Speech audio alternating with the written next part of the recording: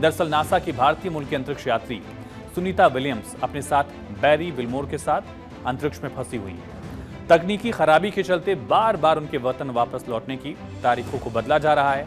Boeing के Starliner अंतरिक्ष यान के थ्रस्टर में खराबी है, इसी के बाद वापसी का मिशन बार बार रोका गया। दोनों अंतरिक्ष यात्री 5 जून को रवाना हुए। इनका मिशन भी महज 8 दिन का ही था, लेकिन अब 1 महीने से ज्यादा का वक्त हो चुका है। अब इन्हें वापस कैसे लाया जाएगा? थोड़ी ही देर में अंतरिक्ष स्टेशन से सुनीता विलियम्स लाइव संबोधन में चालक दल के मिशन पर चर्चा करेंगी। मुमकिन है कि वो जानकारी भी दें कि आखिर अगला प्लान नासा का क्या है। लेकिन नासा की माने तो सभी यात्री आने में सक्षम है और स्पेसक्राफ्ट उन्हें ला सकता है, लेकिन अभी नासा कुछ डेटा तैयार कर रहा है। नासा ने कहा कि स्टारलाइनर के डिजाइन में कई बैकअप सिस्टम हैं जिससे उन्हें स्पेस स्टेशन तक पहुंचाया गया, लेकिन बैकअप सिस्टम के साथ बाकी चीजों को भी समझने की जरूरत है। इसी का डेटा तैयार कर नासा बाकी चीजों को समझ रहा है।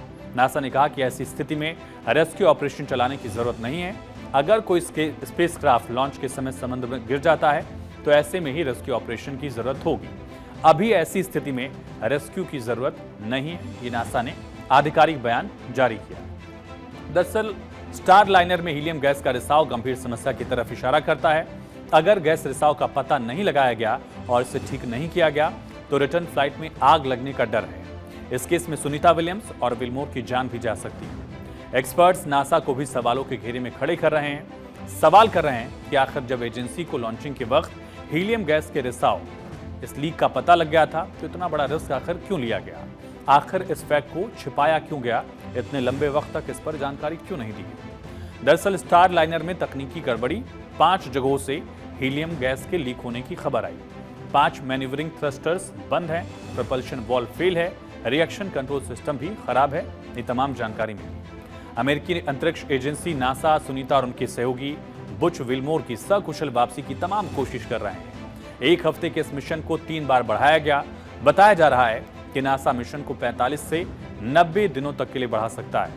5 जून को अंतर्राष्ट्रीय अंतरिक्ष स्टेशन तक पहुंचने के बाद अंतरिक्षयान में हीलियम की लीकेज की समस्या आई। साथ ही इसके 5 थ्रस्टर्स भी खराब हो गए। यहां तक कि यान को बिजली देने वाला सर्विस मॉड्यूल भी खराब है। सुनीता और उनके सहयोगी जिस स्पेसक्राफ्ट से इंटरनेशनल स्पेस स्टेशन पहुंचे हैं, ये स्पेस स्टेशन अमेरिका और रूस की संयुक्त कोशिश का नतीजा है। जिस कैप्सूल से अंतरिक्ष यात्रियों को वहां भेजा जाता है, उसे भेजने के लिए थ्रस्टर्स का यूज करते हैं। थ्रस्टर्स दरअसल मिनी रॉकेट होते हैं, इन्हें फायर किया जाता है। हीलियम गैस रॉकेट के टैंक को प्रेशराइज करता है और जरूरत के मुताबिक दबाव के अनुसार इसे फायर किया जाता है। हीलियम को हाई प्रेशर पर रखा जाता है। स्टारलाइनर में तकनीकी खराबी के बाद अब दरअसल सवाल उठ रहे हैं कि आखिर सुनीता कैसे वापस आएंगे। 45 दिनों तक स्टेशन से जुड़ा रह सकता है ये हालांकि स्टारलाइनर, और 34 दिन बीत जाने के बाद अब चिंता बढ़ रही है क्योंकि धीरे धीरे डेडलाइन के नजदीक हम आ रहे हैं। कैप्सूल की फ्यूल क्षमता सीमित है। मरम्मत न हो पाने पर भी 72 दिन तक ये सुरक्षित रहेगा।